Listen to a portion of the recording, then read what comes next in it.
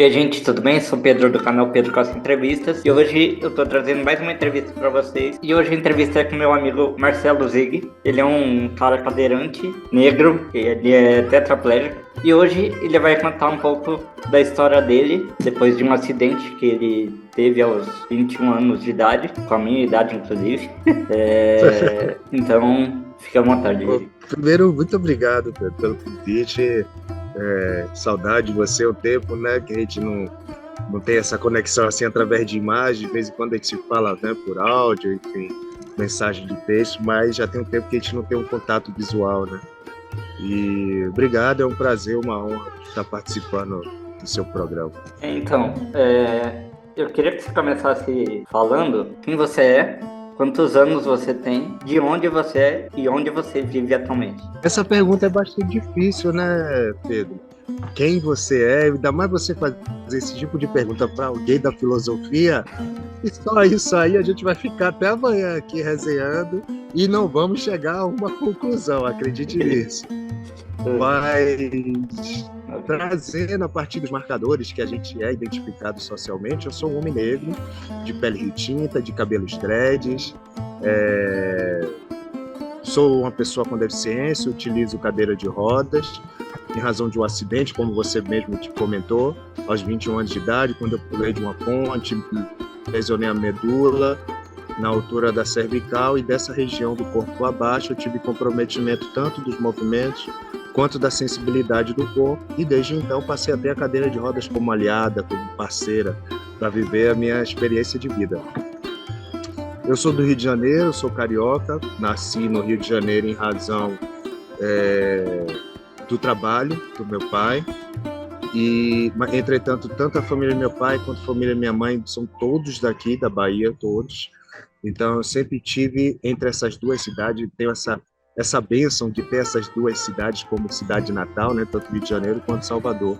E hoje eu resido assim em Salvador, já tem mais de 30 anos. E tenho 49 anos de idade. Você perguntou, tenho 49, esse ano eu estou fazendo 50. 50 anos, legal. Sim. Agora me conta um pouco da sua história, né? Como é que foi esse acidente que você teve, né, aos 21 anos?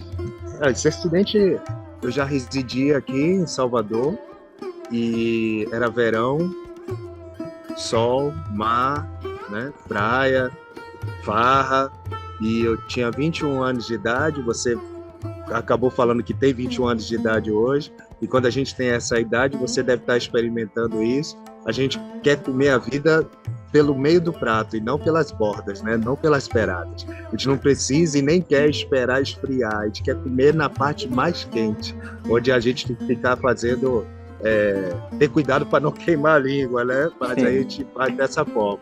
E eu estava de férias, estava num lugar super paradisíaco aqui, chamado Arembepe, local inclusive visitado por muitos artistas de fora do país, artistas icônicos como Janis Joplin e outras personalidades desse pop. E é um local incrível, maravilhosamente lindo. E aí eu estava lá com uma família de amigos e dando vários saltos da ponte na água do rio, até que com o passar do dia, você sabe que as águas do rio têm movimento, são águas vivas, então um banco de areia que não existia pode passar a existir, um banco de areia que está num local pode estar em outro daqui a pouco, e foi isso que ocorreu. Eu peguei um banco de areia que não existia quando eu estava pulando antes, e aí lesionei a medula na altura da cervical e perdi os movimentos, tive comprometimento dos movimentos do pescoço para baixo do corpo, tanto do movimento quanto da sensibilidade.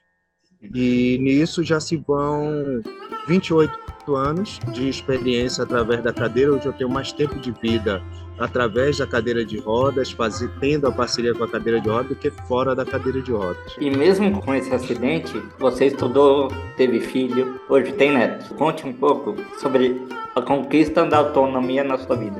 Sobre a conquista? Da autonomia na sua vida. É uma batalha diária. Dia a dia a gente vai aprendendo, dia a dia a gente vai exercitando, a gente vai caindo, vai levantando, vai seguindo, vai celebrando conquistas, como a vida de qualquer pessoa, né? E é isso que a gente precisa enquanto sociedade, compreender que uma pessoa com deficiência, ela é uma pessoa, que tem desejos, que tem aspirações, que vai viver ilusões, que vai viver decepções, mas que precisa ter oportunidade para celebrar as suas conquistas também, né? E na minha vida não foi diferente, não está sendo diferente. Depois do meu acidente, eu cursei filosofia, fiz concurso público, trabalhei durante a realização do censo do IBGE no ano 2000, depois trabalhei na empresa de água e saneamento público do estado da Bahia, onde eu criei o programa de acessibilidade, fui líder do programa de qualidade de vida no trabalho, ajudei a construir o comitê de equidade, depois criei a comissão de profissionais com deficiência da empresa. Hoje eu sou porta-voz de uma empresa de recrutamento e seleção da pessoa com deficiência para o trabalho formal. Tive experiências nos espaços de cultura e lazer através de 2 bandas musicais que eu formei com meus irmãos. Sou fundador do coletivo de pessoas negras com deficiência, o Quilombo PCD.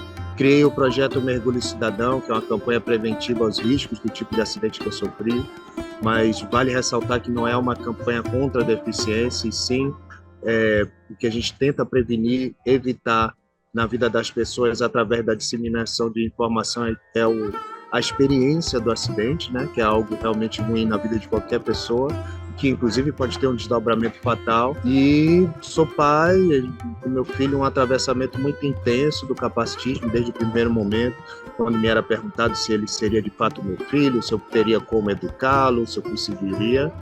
E hoje eu tenho um neto, tem 5 anos de idade, que está aqui em casa hoje. A gente vai pintar a rampa que eu tive que construir para poder acessar o imóvel que eu moro. A gente vai pintar ele e as crianças aqui no condomínio. E ele tem 5 anos de idade e ainda hoje não me perguntou do porquê de eu não andar, de eu me movimentar através da cadeira de rodas. O que ele me pergunta a respeito da cadeira de rodas é para saber se ela está carregada, para a gente disputar a corrida, ele na bicicleta dele e eu na minha cadeira. Interessante. Agora me diga, por que a filosofia e como isso interferiu na sua vida? A filosofia eu sou uma pessoa de humanas, né? Da área do campo do saber, eu sou uma pessoa de humanas. Sempre me interessei muito e tenho um amor, o sentimento é esse pelas pessoas. E esse amor ele vem acompanhado de muita curiosidade e da vontade de querer compartilhar momentos com a pessoa. E a filosofia, ela me traz reflexões a partir e quando dentro dessas experiências. Então, a filosofia me ajuda e ela compõe muito a minha percepção de vida e compõe a forma de eu trabalhar também. Enfim, ela não é uma área técnica que eu tenho uma relação acadêmica tão somente. É uma escolha de vida, sabe? Então, a filosofia, ela está em mim, na minha forma de perceber o mundo, de se relacionar com o mundo e ressignificar o mundo, né? A partir das experiências que a gente tem. Então, a filosofia, para mim, é como diz, né? Em termos comuns, né? Diz que o significado de filosofia é o amor ao saber, à sabedoria, né? E é muito isso, assim, para mim, principalmente enquanto uma pessoa negra, conseguir associar essa técnica acadêmica à história, né, que me antecede do meu povo, minhas raízes, da minha ancestralidade, que versa essa filosofia através da oralidade, diferentemente do que preconizou a Europa, né? A filosofia não é uma prerrogativa do povo europeu, do povo grego. A filosofia se faz em qualquer localidade, por qualquer população e inclusive os povos africanos já produziam filosofia antes mesmo da Europa existir, inclusive. Agora, conta pra gente como é a sua rotina, especialmente em relação ao trabalho e aos seus cuidados com a sua saúde? Bom, cuidado com a saúde, eu sou desleixado e já confesso logo aqui de antemão. Sou uma pessoa desleixada, eu não tive esse estímulo, essa educação, principalmente enquanto uma pessoa negra no Brasil, que sofre o racismo diariamente e que faz com que promova na nossa relação conosco mesmo uma fuga de si. Então, esse autocuidado, esse autoamor é algo que eu venho desenvolvendo, aprendendo aí. No trabalho, eu trabalho em home office, né? Então, eu trabalho em casa, mas sigo uma doutrina correta para poder a gente manter essa disciplina, né? Senão a gente não consegue. Então, levanto, trabalho, faço tudo que preciso fazer no dia, cumprindo os compromissos, honrando, né, nossa palavra, e depois tudo certo. Hoje mesmo, né, hoje é dia de ter farra aqui em casa, porque como eu disse anteriormente, a gente vai pintar a rampa, então a gente vai celebrar isso. Agora, a gente pode falar um pouco sobre as mães cuidadoras e sobre o capacitismo? Em poder pode, lógico que pode. Por que eu fiz um pouco essa ressalva antes de responder? Porque falar de mãe cuidadora, é algo muito delicado e que requer muito cuidado e carinho na hora de se abordar. Aí seria importante que, inclusive, tivéssemos aqui presente pessoas que pudessem ocupar, né, ou melhor, que ocupam esse lugar de fala para poder apresentar a perspectiva delas, né? Isso é absolutamente importante. Entretanto, falando enquanto filho de uma mãe cuidadora, o que eu posso dizer é que a experiência do capacitismo ele é estrutural. Então, ele vai estar em todas as relações, inclusive na relação, no meu caso, com minha mãe, no seu caso, com a sua mãe, e com toda pessoa que a gente se relacionar, inclusive com outras pessoas com deficiência.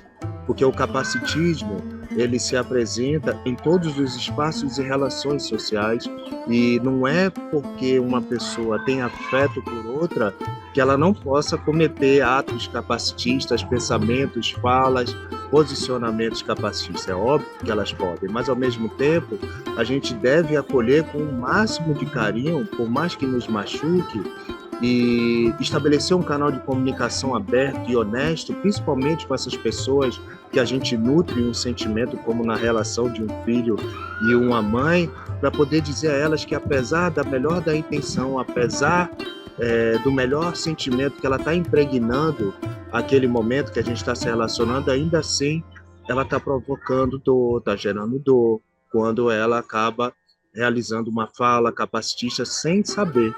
E aí é por isso que a gente deve ter um acolhimento. Primeiro, que existe um sentimento que é verdadeiro e é importante. Segundo, por gratidão por tudo que elas fazem com a gente, né, da forma que elas assumem a relação com a gente diante de uma sociedade capacitista e que simplesmente abandona elas, como quem diz, o problema é seu, parabéns, você é guerreira, continue lutando até o fim da tua vida sozinha, porque o problema é teu. E terceiro, porque a gente quer que ela também tenha um letramento sobre o capacitismo, para que ela possa limpar também junto com a gente a nossa relação, quanto mais a gente conseguir do capacitismo, e que ela seja uma referência também para outras pessoas, da melhor forma e forma correta de se relacionar conosco enquanto pessoas com deficiência. Então, por isso essa ressalva, quando eu fiz no início, né, para falar de mães cuidadoras, o máximo respeito a elas, porque quando elas nos assumem enquanto pessoas, crianças, filhos com deficiência, não tem acolhimento maior da gente. Não tem. A maioria das mães de crianças com deficiência ou mães de pessoas que se tornam pessoas com deficiência, mesmo já aos 21 anos de idade como eu, acabam, se não já são, acabam se tornando mães solos. Porque os pais mete o pé, sai fora, vaza e abandona mesmo. Que fazendo uma analogia, né? É um aborto que eles acabam realizando, e quem assume o sentimento e o compromisso firmado com a gente são as mães, na maioria das vezes. Sim. Agora, sobre o capacitismo. Você com a pergunta de milhões, vá. Você só tá com pergunta de milhões hoje, tá parecendo Mega Sena da virada isso. Tá me apertando tudo que é jeito. Diga lá, fala. Quando foi, com que idade foi que você descobriu que é o capacitismo? Eu tô em processo. Cada dia a gente vai aprendendo cada vez mais o que é que vem a ser o capacitismo. A gente não tem... não é algo já acabado, que eu possa chegar aqui, o capacitismo é 1 mais 1 igual a 2. Né? Até porque, como é um processo que está em construção, muitas pessoas envolvidas e cada uma tem uma percepção, uma forma de identificar, uma forma de externar, uma forma de compreender. Então é um processo que ainda está em construção, mas é importante que toda a sociedade participe da discussão, porque aí quanto mais pessoas estiverem cientes e partícipes dessa discussão, tão logo a gente acessa o que vem a ser de fato capacitismo e para a gente poder, né, um dia, quem sabe, revisar essa estrutura na nossa sociedade e deixar de tê-la entre nós. E quais são os seus projetos hoje? O que você está fazendo hoje? Você já assistiu o desenho Pink Cérebro? Não. Eu me esqueci que você tem 21 anos de idade hoje. eu tenho já 2 vezes a sua idade, mais alguns anos. Mas tinha um desenho, antigamente, chamado Pink Cérebro, que eram 2 ratos, né, de laboratórios. E eles começavam o desenho, todo desenho eles começavam, o que a gente vai fazer hoje? E um respondia pro outro, vamos tentar conquistar o mundo de novo. É isso que eu faço diariamente, tentar conquistar o mundo diariamente. Que legal. A partir e tendo a minha cadeira de rodas como aliado. E quais são os seus planos para o futuro? Meus planos para o futuro, conhecer o máximo de pessoas possível, saber dessas histórias, dessas experiências, conseguir contribuir ao máximo possível na luta anticapacitista, na luta antirracista, na luta antimachista, na revisão de todas as estruturas da nossa sociedade que promovem e provocam exclusão de pessoas, distanciamento de pessoas e de oportunidades por elas serem diferentes, só por serem diferentes. E para fechar, com chave de ouro, o que você deseja para você, para o Brasil e para o mundo daqui para frente? A gente possa um dia ter a referência de pensar e saber de fato quem seriam as pessoas, ou melhor, as gerações futuras possam se compreender sem a interferência do racismo, sem a interferência do machismo, do capacitismo, porque eu já não posso mais saber quem seria eu se não existisse o capacitismo, se não existisse o racismo, mas que as gerações futuras possam ter a oportunidade dessa experiência de se compreenderem sem um atravessamento dessas violências, dessas estruturas, que viva outras experiências, talvez até de violência e de atravessamento, mas que não essas que já perduram, né, de maneira secular na nossa humanidade. Então é isso. Quero agradecer demais a sua presença, mesmo que virtualmente. Agora eu quero deixar um espaço para você deixar uma mensagem final. O espaço é seu. Bom, é bem difícil, né, a gente pensar nisso assim, porque é como eu te falei, eu de fato celebro a vida. Quando eu estava boiando nas águas rasas de rio, quando eu tinha acabado de me acidentar, eu fiquei consciente. E eu tentei levantar uma, tentei levantar 2, tentei levantar 3 vezes e o meu corpo não reagiu. Eu não tinha a mínima ideia do que estava acontecendo comigo ali. Mas, ao mesmo tempo, eu entendi que eu não poderia fazer nada para mudar aquela situação naquele momento. A única coisa que eu poderia fazer era preservar ao máximo de tempo possível o oxigênio que eu ainda tinha nos pulmões e poder voltar à vida, não sair da vida daquela forma. Porque, para mim, basta, e eu acho que a sociedade tem que assumir isso como referência, basta estar vivo. Isso tem que ser suficientemente importante e básico para que uma pessoa possa acessar as oportunidades em equidade, em referência às outras pessoas, que ela tem o direito de buscar e ser feliz como as outras pessoas que tenham alcançado isso tiveram.